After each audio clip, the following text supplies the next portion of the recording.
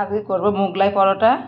তা বাটির মধ্যে একটা ডিম নিয়েছি, একটু টমেটো কুচি দেবো, লঙ্কা কুচি আর পেঁয়াজ কুচি দেবো, একটু ধনে পাতা দেবো, 2 চামচ ব্রেড দেবো, যেটা ভালো করে মিশিয়ে নেব। একটু হলুদ দেবো, একটু নুন দেবো, একটু লঙ্কার গুঁড়ো দেবো। এটা আমি ভালো করে মেখে নিয়েছি। আপনার একটা ডিমে আর একটা পেঁয়াজে 2টো মুগলাই পরোটা হয়ে যাবে। তা আমার এটা এবার চাপাতে রেখে দেবো। আমি এটা প্রথমে গোল করে বেলে নিয়েছিলাম, আর ছুরি দিয়ে চারিপাশটা কেটে 4 চৌকো করে নিয়েছি। এইভাবে আর একটা বেলে নেবো। এই দেখুন, এটাও গোল করে বেলে নিয়েছি, আর এরকম একটা ছুরি দিয়ে আমি সমান করে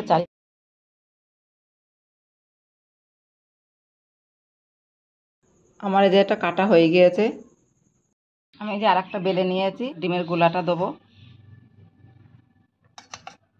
ডিমের পুরটা পুরো দিয়ে দিয়েছি, দিয়ে চারিপাশটা জলের হাত দিয়ে ভিজিয়ে দেবো, দিয়ে যে রুটিটা বেলে রেখেছি ওই রুটিটা এরপরে তুলে চেপে দেবো।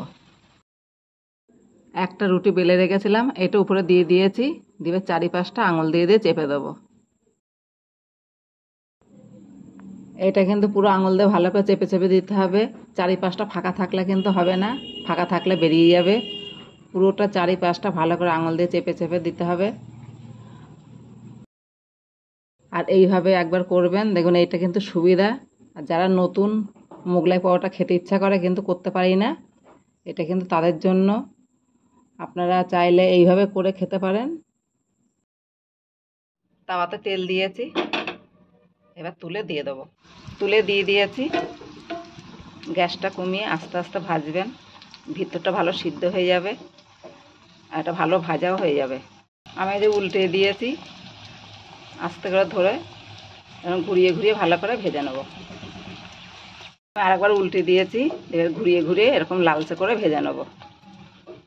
আমার এটা হয়ে গেছে, নামিয়ে নেব। আর এইভাবে আপনারাও বাড়িতে করে খেয়ে দেখবেন। একদম সোজাভাবে করে দেখলাম আপনাদেরকে।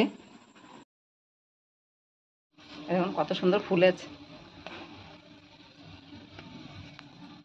আমি যে একটা ভেজে নামিয়ে নিয়েছি, আর বাকিগুলো এইভাবেই ভাজবো। আমি নামিয়ে নিয়ে চলে এসেছি, এবার কাটবো, কেটে আপনাদেরকে দেখাচ্ছি।